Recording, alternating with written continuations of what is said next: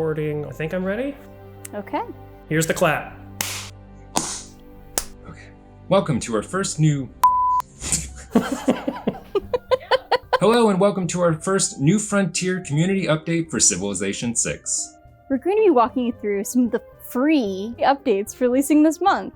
The free updates that we put out after the launch of Gathering Storm gave us the opportunity to provide you with awesome new content, balance tweaks, and fixes. But more importantly, it allowed us to stay in touch with our community on a more regular basis. Where's my cat?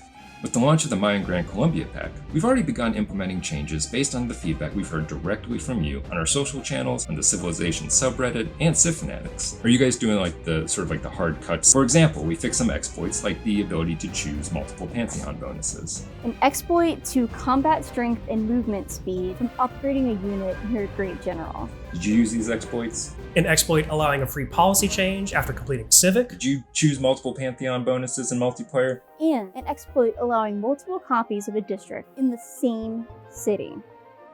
I would never do that.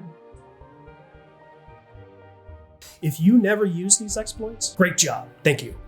If you did, you still have our respect. You just have to play fairly now. Speaking of which, we noticed that some of you were earning diplomatic victories in Gathering Storm with all kinds of shenanigans. How did that happen? You're polluting heavily to increase the number of aid requests that you can win. You're eradicating enemy civilizations so that there's no one left to say you can't be world leader. Well, that's very clever, but it's not very diplomatic. So we're making those playstyles less effective. We're increasing favor penalty on excess pollution and introducing a new favor penalty for players who own foreign original capitals. To make victory more viable for actually diplomatic players, we're changing the diplomatic victory resolution to only remove 2 victory points, not 3. This means if you play your cards right in Congress, every session will get you closer to victory. Finally, we're changing when the victory triggers to avoid surprise victories. Points are now counted at the start of your turn, so you can no longer win with points that you would actually lose in the World Congress. Palenque is now a Mayan city, so we've renamed the city-state of Palenque to Mitla. We made a bunch of UI changes, including text size options for the chat panel, page history for the Civilopedia, and the ability to manually resize the offers and inventory panels during diplomacy. Cities now show the actual production costs for units and maintenance. If you want the base costs for those things, you can still find them in the Civilopedia. This month, we have even more balance changes for those of you playing with the Gathering Storm expansion. We tweaked over a dozen religious beliefs. Some are stronger, some are weaker, and some are brand new. Our goal here is to provide interesting and balanced choices as your religion evolves.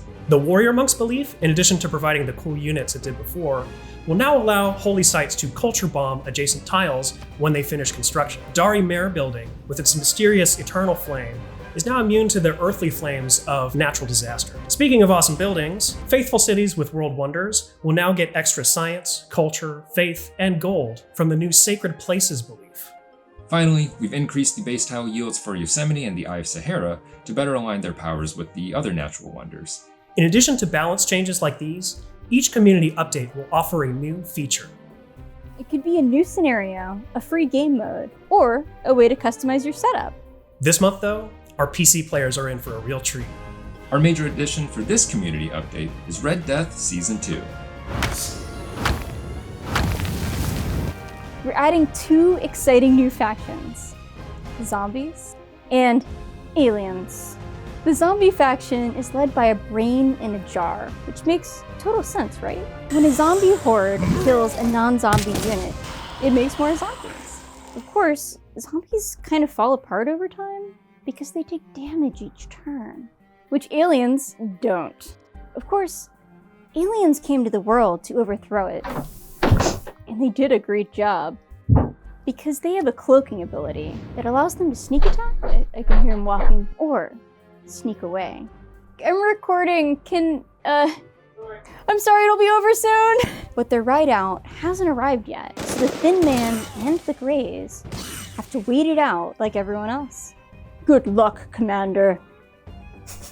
Additionally, each faction, including your old favorites from Red Death Season 1, now have their own unique abilities. Also, with our alien psionic abilities, we sensed you missed a certain voice. Hear that? So Sean Bean is now narrating Red Death. That's the Wasteland Wind.